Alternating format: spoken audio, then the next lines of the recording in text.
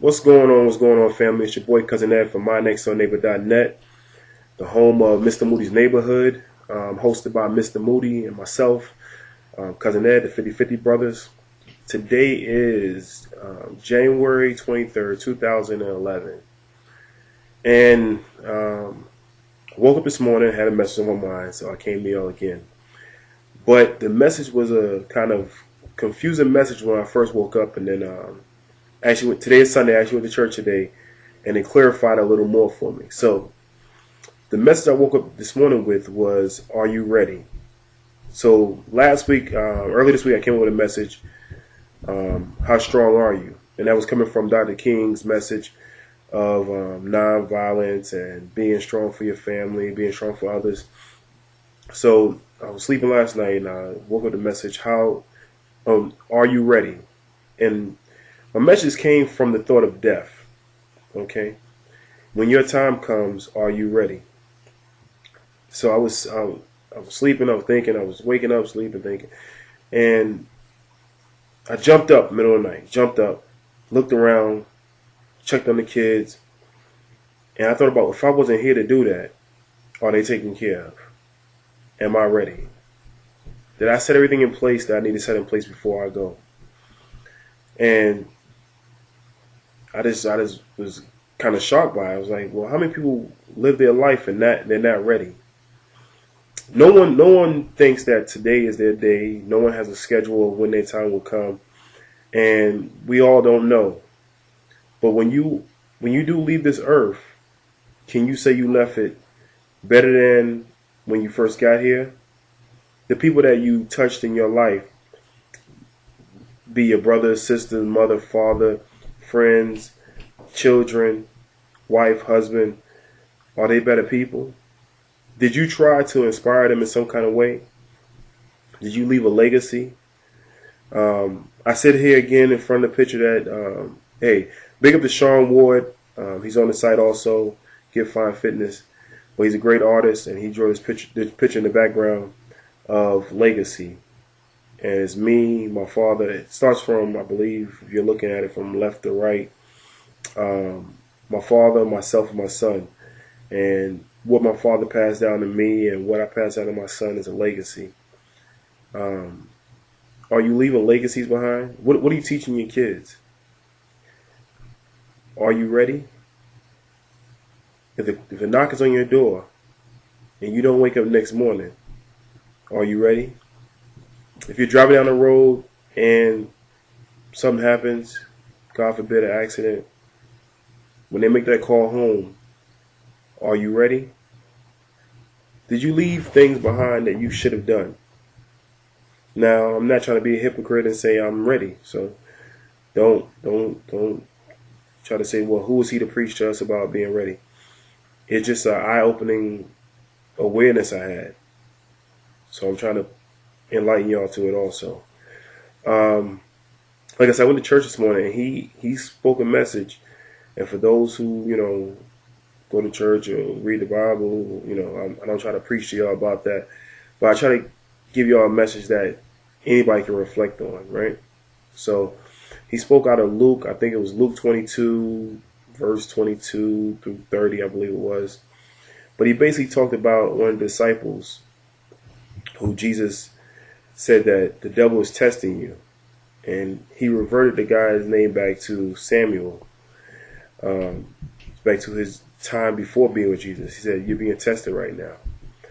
And he related to being grains of wheat, being siphoned, being cleaned out, and getting rid of all the bad stuff.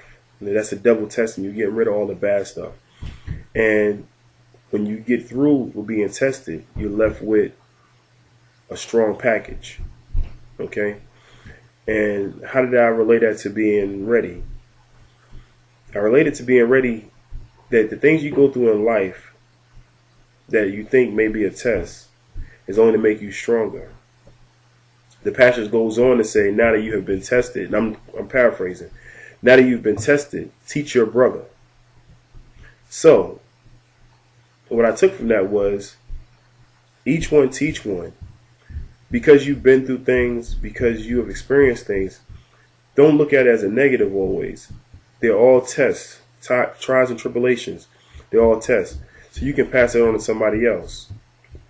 I spoke on death in my last message.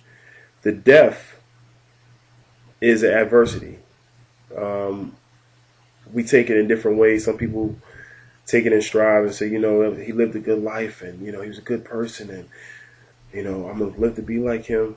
Some people, you know, you see him jump on the casket. And that's nothing against the person who jumps on the casket dealing with their grief. I mean, I feel your pain for you. I feel sorry for you. But what did that person teach you? What are you gaining from that? Would the person want you to stop your life at that point? Or would the person want you to live? My grandmother, when she was on her deathbed, she left a message to us, and it's grandkids around her. She said, I worked all these years, saved all this money, and what can I do here on this bed with it? So I'm leaving it to y'all. But she's not saying that. She wasn't saying that to say, go spend the money. She was saying that to enjoy life. Okay?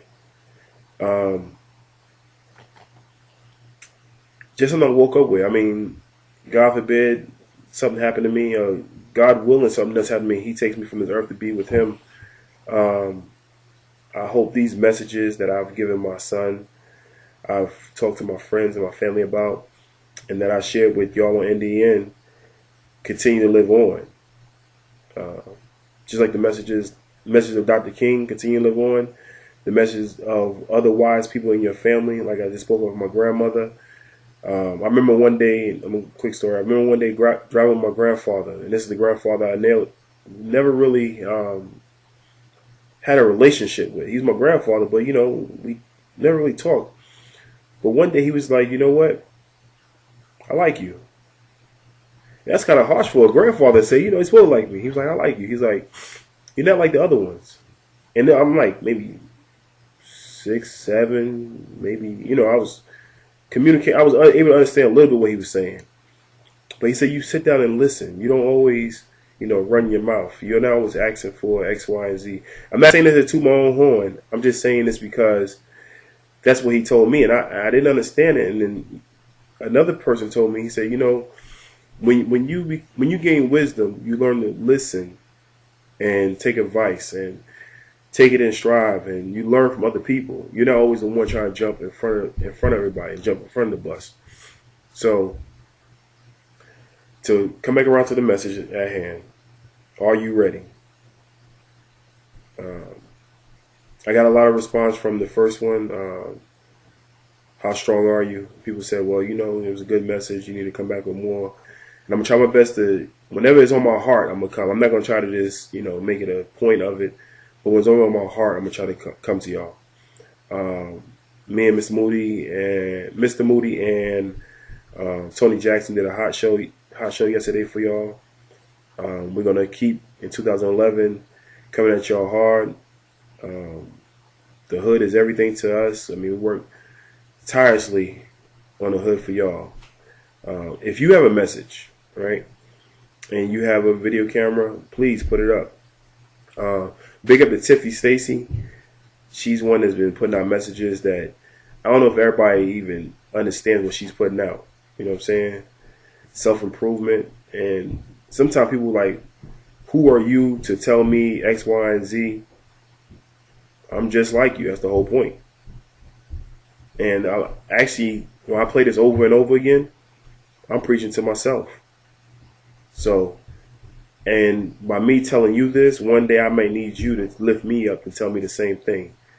So, each one teach one. It's your boy Cousin Ed from mynextdoorneighbor.net, host of Mr. Moody's Neighborhood. Don't forget, big up us on Facebook, Twitter. Tweet the shows out to your friends. Hey, they did a hot show on Dating 101. Check out Mr. Moody's Neighborhood. Tweet it out to your friends. That's the only way we're going to grow. We haven't been into this big thing of trying to do this mass marketing and get everybody that we don't know in the hood. We want to keep it us. We want to keep it as our community. You know what I'm saying? We can go out and get millions of people just like Facebook. Just send out blast. We want to keep it intimate. Keep you connected with us, connected with your friends and family. Okay? Once again, I love y'all. It's your boy Cousin Ed signing off from MyNextDoorNeighbor.net. One.